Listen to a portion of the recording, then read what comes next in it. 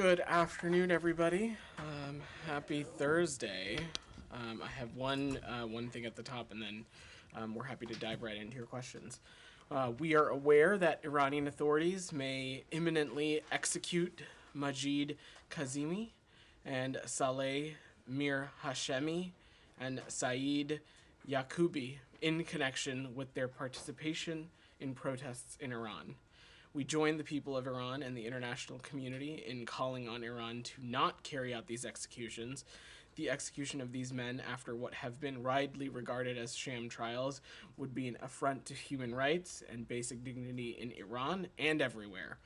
It is clear from this episode that the Iranian regime has learned nothing from the protests that began with another death, the death of Mahsa Amini in September of last year. We once again urge Iran's leadership to stop the killing, stop the sham trials, and respect people's human rights. We are continuing to work in close coordination with our allies and partners around the world to condemn and confront these appalling human rights abuses. And with that, Matt, happy to dive into your questions. Okay, I didn't have anything, but since you started with that, let me just ask you. These are the same cases that Special Envoy Malley tweeted about earlier. Correct. Today. Correct. Yeah. Does that mean that he's now back? I believe he is, but I don't have a specific. I don't keep a metric of when people are on leave or not. And none of these people have any affiliation with the U.S., do they? That is my understanding. Correct. Right. And then, well, that's it. Okay. Staying on the Iran. Okay, then I'll come back to the wires. Geeta, then I'll come to you, Alex. Go ahead. Thank you. So you said the U.S. is speaking with its allies and partners. Are they of the same view, and do you expect them to condemn these, executions or possible executions? I'm not going to speak for our allies and partners, Geeta, but when it comes to confronting the challenge of the Iranian regime and its egregious human rights abuses, its continued support for Russia in the war in Ukraine, its provision of arms to proxies in the Middle East, there is convergence between the United States and our allies and partners in confronting the challenge faced by the Iranian regime. And so when it comes to holding them accountable, we'll continue to do so. We'll continue to do so via coordinating with our allies and partners.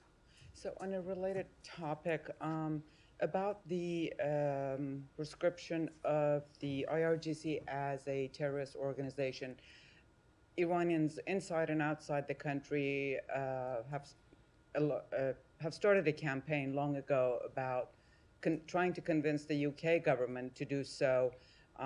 Even one Iranian British citizen has been on a hunger strike for about 2 months at least.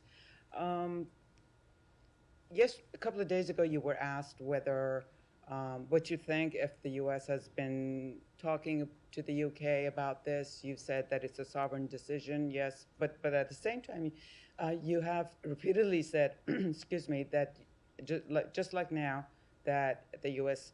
does speak with its allies, and so what has the U.S. government been saying in this regard to the U.K. government? Sure. So on this, let me just say we, of course, support putting more pressure on the IRGC to cease its destabilizing activities and involvement in human rights abuses.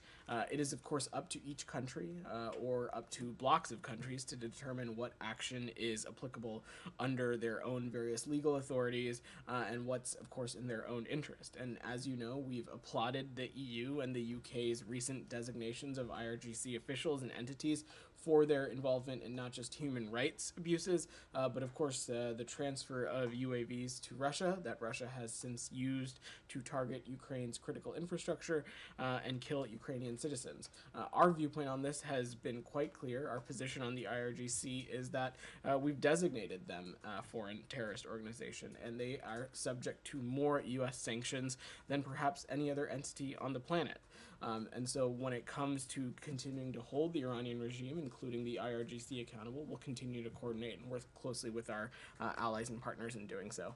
And so those reports about the U.S. lobbying for the U.K. not to do it, when you actually say that you do support, IRGC being under pressure, We of course support putting more pressure on the IRGC, and it is up to each country and each block of country to determine what way to go about doing that. Alex, go ahead. Just to follow up, thanks so much. Yeah. We're having a hard time understanding why you cannot say on the record that you did not lobby the British government to refrain from recognizing. Alex, it should be no surprise to you who's covered the department for a long time. I'm certainly not going to get into the specifics of the diplomatic discussions that we've had with allies and partners. And when confronting the challenge posed by the Iranian regime and countering their malign activities that have impacts not just in the immediate region, but in the international community broadly, tackling that head on requires close coordination with our allies and partners. And of course, in this instance, you all are asking about the United Kingdom. So I'm just not going to get specific about what those discussions are like, other than to reiterate what I've said, is that when it comes to countering Iran's malign influence, there is immense convergence between our allies and partners in holding this brutal regime accountable. And in the case of the IRGC, we of course welcome efforts to put more pressure on them, but the specific way to go about that is up to each individual country and bloc of countries. Again, back to Topper, you said rightfully that Iranian regime has not learned from the protests.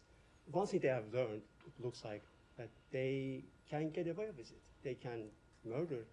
I would reject the premise of that question. I don't think the United States has allowed them to get away with it. We have taken, since the death of Mahsa Amini, since the immense protests that we've seen break out in Tehran and other parts of Iran, you have seen this country, in alignment with our allies and partners, take appropriate steps to hold the Iranian regime accountable, whether that be direct sanctions on the human rights abusers, direct sanctions on security officials involved in some of these human rights abuses, bringing licenses on board with our colleagues at the Department of Treasury to allow the further flow of information within the Iranian people. We've not hesitated to take action. This is action we know is having a direct impact on Iran, both just as it relates to their own country, but also the standing that it has in the international community. So they're not getting away with anything.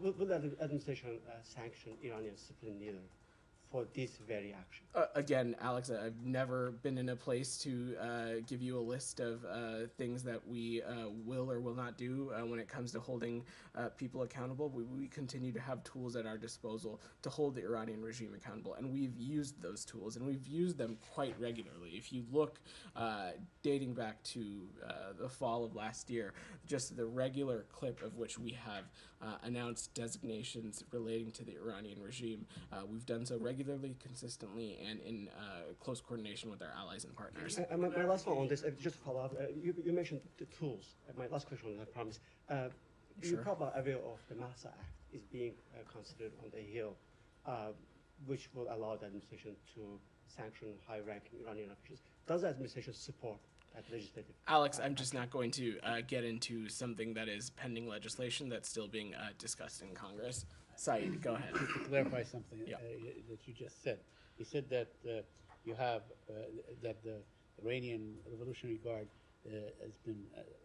There are more sanctions than any other entity on earth, more so than Russia. I mean, you have like 14,000 sanctions on the Russians. I believe what I said, it is perhaps than any other entity on the planet. I don't keep a sanctions list in my back pocket to cross-reference. I will say, though, that I feel pretty confident saying that the IRGC is, in fact, one of the most designated in the world. Of course, the Russian Federation, especially in light of their recent activities over the past year in Ukraine, continues to be something that this administration will continue to take steps to hold accountable as well. Go ahead. The head of the Syrian regime will be walking to a big hall tomorrow in Jeddah at the Arab Summit League. What's your take on that? And especially one of your important allies in the region invited him for the summit, and most likely they are naturalizing the relationship with the regime. So I spoke a little bit about this yesterday, and I will reiterate what I said and what you heard the secretary say. We do not believe that Syria should be affronted re-entry into the Arab League. Of course, we are not party to the Arab League, so this is a decision for the body to make. And as it relates to normalization, we don't support normalization with the Assad regime, and we don't support our partners doing so. That being said, we have a number of shared objectives as it relates to the Syrian regime. One of those pieces, of course, is bringing home Austin Tice. Another piece of that is ensuring that ISIS does not reemerge and continue to have destabilizing impact in the region.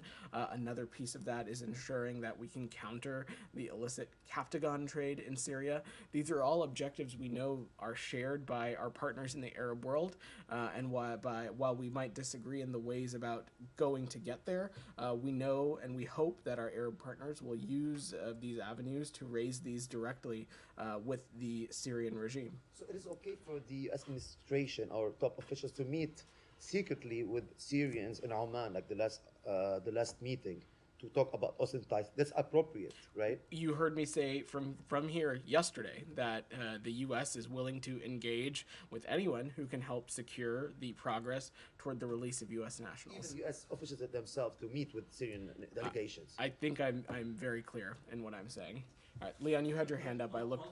Can I go to? I'll come to you right after. Yeah, I'm sorry, Michelle. Go ahead. Can we expect the release of Austin Tice after the Arab summit? What I will say, Michelle, is that we are working around the clock. We continue to engage extensively to bring Austin home. This, of course, includes discussing this case with a number of countries in the region. We have pursued every channel. We will continue to pursue every channel to seek his safe return to his family. And one more, the Syrian regime is saying in Jeddah that he took all the necessary steps and decisions related to the refugees returned to Syria, but the problem is the sanctions that prevent the reconstruction of Syria. My question is, are you planning to lift the sanctions on Syria to allow the reconstruction and the return of the refugees? Well, let me be very clear that we intend to stand by our core sanctions principle, and we've been clear about that with our partner countries in the region. We will not normalize relations with the Assad regime, and our sanctions efforts will remain in full effect. That being said, we do share the objective of creating safe conditions within Syria for the eventual safe return of refugees, and we'll continue to work on that in accordance with our partners in the Arab world. Leon, go ahead. I'm sorry for passing you over first. A change of subject. Yeah, go ahead. The Armenia and Azerbaijan talks in Moscow at the ministerial level.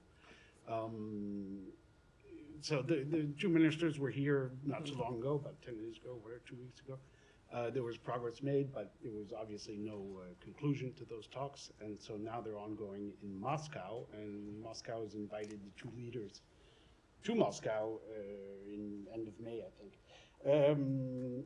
The Armenian prime minister has accepted. I don't know about his counterpart from Azerbaijan. But I was wondering, I mean, how does the State Department of the United States view those talks in Moscow and Russia's role in these talks, given the context, of course, of the war in Ukraine? Well, we continue to provide full support and engagement of the United States as these two countries work to secure a durable and dignified peace. We welcome the reports that the parties are going to continue to engage in these discussions, and we reiterate that our conviction that peace is within reach and that direct dialogue is key to resolving these issues. Our view is that direct talks between the parties are of utmost importance, and we're glad to see them happen and take place, whether they are taking place in Arlington, in Brussels, in Moscow. Our support with this effort will continue to endure. Okay, and just to follow up, are there any back channels with Moscow on these talks, sharing information between the U.S. and Washington on these Leon, I'm not, without getting into specific diplomatic engagements, of course, one of the many reasons why we continue to maintain bilateral relations with Russia, even in a time of immense tension, is because there are, of course, issues between our two countries that we need to ensure are talked about responsibly, appropriately, and so I will just leave it at that. Simon, yeah, go ahead. Yeah. So a group of US senators is introducing a bill called the No Start Treaty Act that would recommend withdrawing from New Start. I'm guessing you're not going to comment directly on pending potential legislation or that element of it, but since they're suggesting basically they're suggesting that Russia has already withdrawn itself from the treaty or said it will no longer comply with the requirements of the treaty. Is the administration's intention to continue to comply with the treaty where the other side is basically saying we don't respect this anymore? We are complying with the treaty, and Russia's decision to unilaterally suspend its participation in New START is unfortunate and irresponsible. You heard the Secretary speak to this quite clearly. Our view is that mutual compliance of New START strengthens security interests of not just the United States, but our allies and partners.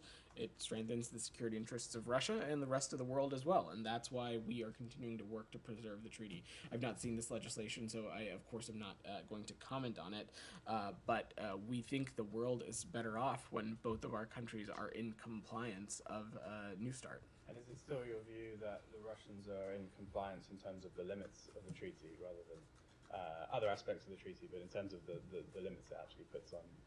That is correct. Sure, thank you. All right. Olivia, go ahead. Starting with Nigeria, thank you. Has it been determined how many U.S. government employees were killed in the attack on the convoy? So it has not been determined. We've not been able to ascertain that information. That could potentially take some time and may require some additional steps, such as DNA testing. What I can add is that it's our assessment that the assailants killed at least 4, but probably 7 members of the convoy. But again, we are not at a place where we can ascertain how many of those were our personnel or not. So that's 7 out of 9 entirely. So what is the status of the other victims? Is there a search ongoing? Is there a presumption they've been kidnapped? Or There is. We are continuing to work urgently to ascertain the location of the other convoy members. Okay, on a separate topic, Yeah. if I may. Has the department received a response from the House Foreign Affairs Committee to its letter regarding the Descent Channel cable yesterday? I'm not aware of a formal response back yet. There were, of course, remarks by the chairman in the media yesterday indicating he's amenable, he's encouraged by the offer, but would like it to be expanded to the entirety of the committee. Is that something that the State Department would entertain? I will look forward to receiving a formal response from the committee, and we'll take it one step at a time. I'm not going to speculate further from here. But if the final compromise is to expand the universe of people who can see this from 2 to more than 50, is that something that you think the department would sign off on? I think it is natural in these discussions for there to be deliberations and accommodations about the path forward, and I'm certainly just not going to speculate and hypothesize on how we continue to further engage with the committee. What I will reiterate, though, is that at every turn we have offered tangible, fair, and realistic accommodations that we think have sufficiently met and continue to sufficiently meet the committee's request for information. And I'll remind that up until this point, we have already offered a classified briefing. We have offered a written summary of the Descent Channel cable and the department's response. And additionally, we have now made the offer that I shared with you all yesterday for Chairman McCall and Ranking Member Meeks to come to the department and view a version of the cable with personal information redacted. So continue to engage with the committee, but I don't want to get ahead of the process. One quick follow-up on the Yeah. Nigerian. And you Still don't know the motivation for the attack, is that right? Our assessment still is that there's no evidence to point to that this convoy was targeted due to its affiliation with the United States or the U.S. mission. Yeah. Goyle, go ahead.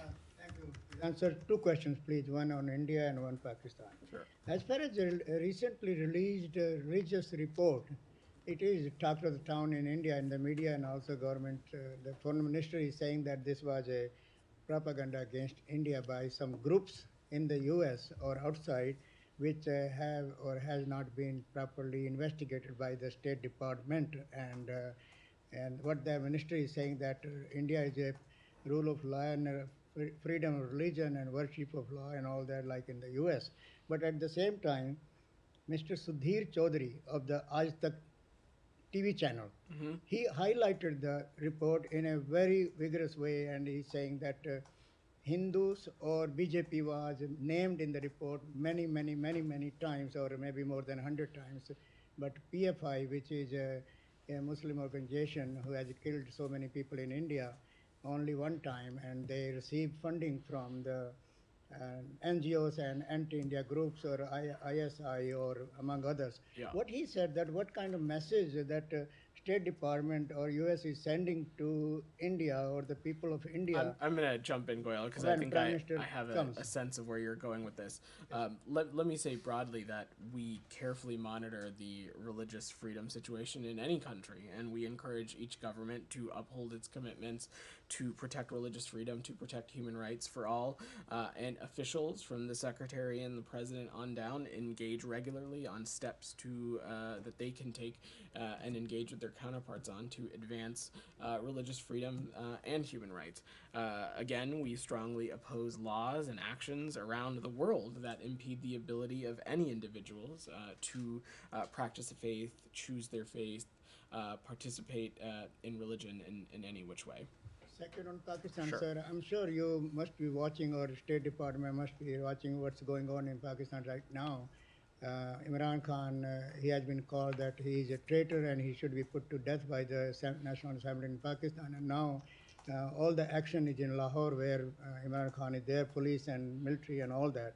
What my asking is that Imran Khan is talking about breaking of Pakistan and all that, and now he said he will be killed. So how much we have to believe in media, in TV or there, and what is the reality? What is the actual? Are you getting any information or your embassy in Pakistan? Because Lahore Goyle, is not far Goyle, away from Islamabad. I'm sorry. this is a situation that is internal to Pakistan, and as you have heard me say before, the United States does not choose a particular candidate or political party in Pakistan. Our view is that a strong, prosperous, secure Pakistan is key to U.S.-Pakistan bilateral relations, but I don't have any other comments to add on the situation there. Saeed, you've had your hand up. Go ahead. Very quick question.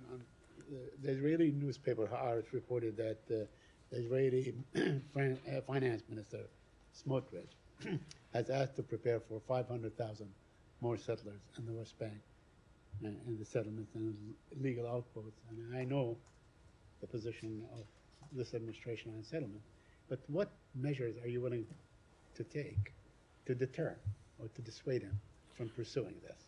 Saeed, Actual we regularly engage with Israeli officials on this issue, and will continue to do so. You've heard me say this before, that like most administrations previously, we view the expansion of settlements as an obstacle to peace that undermines the geographic viability of a two-state solution, and we continue to oppose any unilateral steps that incite tensions, harm trust between the parties, and undermine this viability of a two-state solution. So if in fact they begin to, allocate funds and so on to pursue this goal, would you say that is unacceptable to the United States of America? Would you declare such a thing as being unacceptable? Saeed, we have been clear and have not parsed words that actions such as these, like the expansion of settlements, they undermine the ultimate goal, our ultimate goal for the region, which is a two-state solution. And we raised this issue directly with our Israeli partners, with our partners in the Palestinian Authority, and we will continue to do so. Go ahead. I would like to ask on G7. Yeah. Today, Chinese embassy in Tokyo has delivered grave concern to Japanese government, saying the G7 summit is taking negative posture against China. And at the same time, Chinese Foreign Ministry also criticized United States and Japan that they have responsibility to growing tension in Taiwan Strait. So I'm wondering if you would, how you would react to these allegations. The G7 is about tackling the many pressing global challenges that are in front of us, and it is about the world's most advanced economies working together through international cooperation to address some of these very serious challenges, whether that be addressing climate change, whether that be addressing health insecurity, food insecurity, Russia's barbaric and unjust war in Ukraine.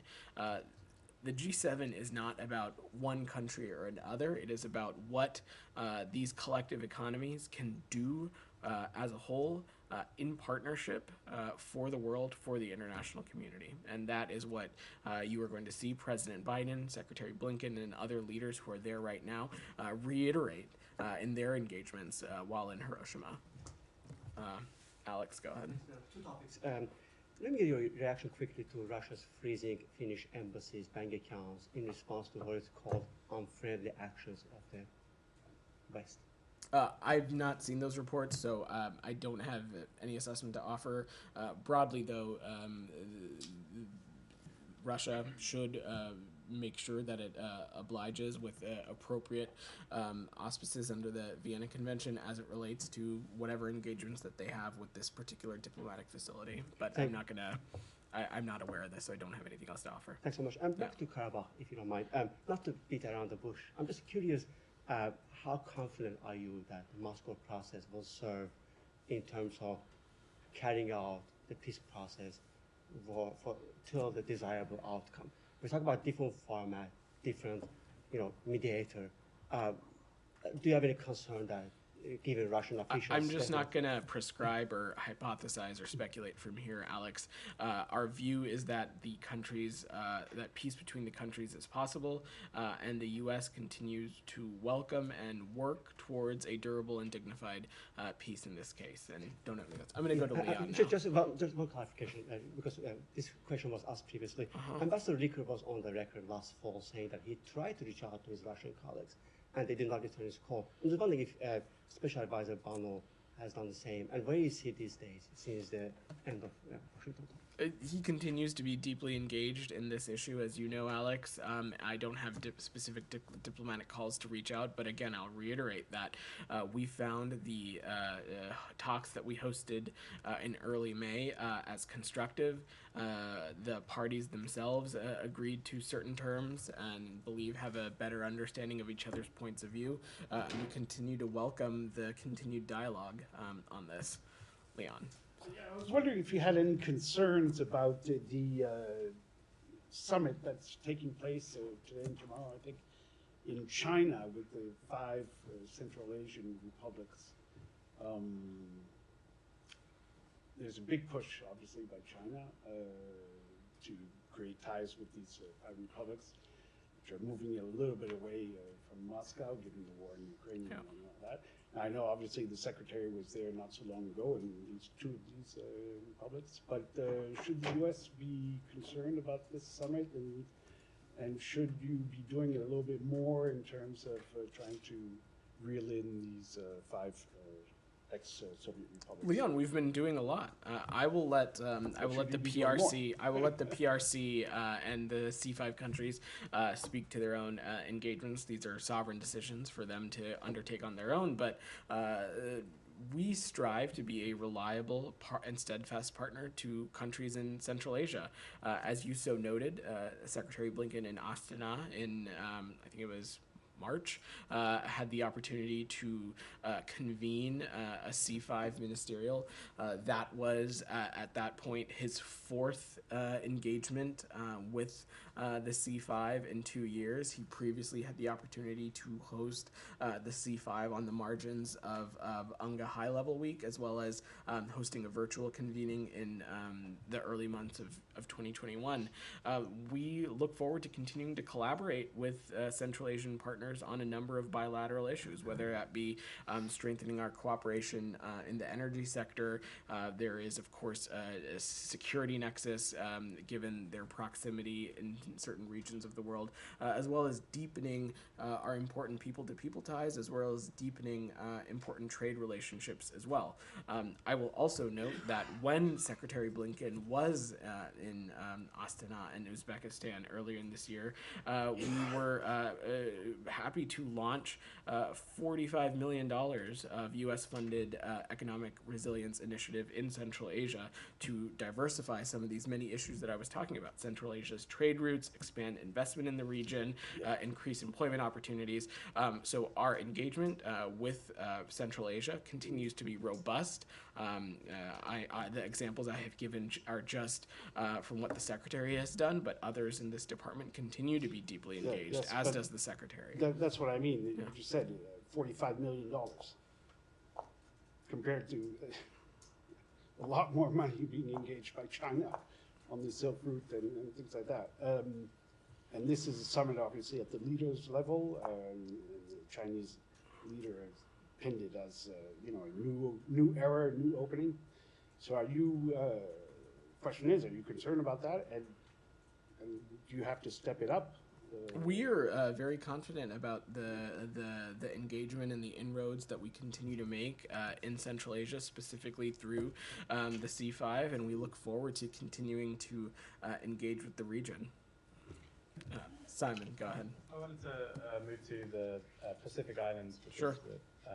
the Secretary's supposed to be in, or will be in Papua New Guinea.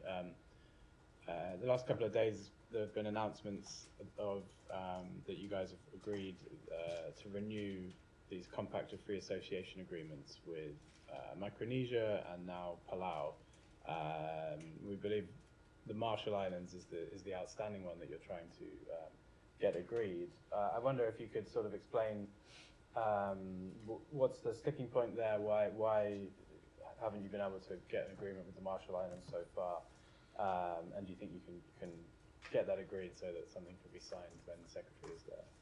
I'm certainly not going to get ahead of the Secretary's trip. We, of course, look forward to his trip to the U.S. Pacific Islands Forum in Port Moresby. And as it relates to your question about the COFA, Simon, I'm going to have to check with the team and get back to you, see if we have any additional information for you there. Actually, is the premise of the question correct? I thought all three of them were done, and basically what's waiting is congressional approval for the money. Well, I'll have to double check on that, Simon, and can get back to you. Sure, Saeed. Jeddah Summit. Yeah. In the past, American diplomats participated in these summits. Do we know who's participating? I this talked time about around? this last week. I said that Assistant Secretary Molly Fee and Ambassador Godfrey are leading the U.S. delegation to Jeddah, and they continue to be deeply engaged in that process. Are you talking about the air? Are you talking about the Sudan talks? No, I'm talking about the Jeddah Summit. My apologies. My apologies. My apologies. I know that I will. Understood. My apologies. I assumed you were talking about the talks relating Sudan. I will have to check. I'll check and get back to you on that. Okay, thanks. All right. Thanks, everybody. Hold on, before we go. All right. I have someone with a logistical question. It's not a policy question. Well, it actually might be a I policy love these. question. Yeah. And bear with me where I'm going. Have you looked at your, have you gotten any emails from any of your colleagues in the last, before you came out here, obviously not while you've been at the podium, but since about noon or so? I why don't you get to your question? And then Have you? What's your question? Do you have? Are you able to look at them right now? My email? Yeah. I'm not going to pull up my email from the podium. No. You don't need to show it to me. Yeah. I want to notice. I want to know if you've noticed anything different in the from line where it gives the sender. Matt, this would be a lot better if you would just All right, ask I'll us what just your ask- question was. Well, I mean, so you haven't noticed anything? No. Okay, so within the last hour and a half, 2 hours, the State Department's internal email system, and I've tested this, so I Okay. know that it's true, has added pronouns to people's, not their signature, but to their, from where it says from. Mm-hmm. Okay.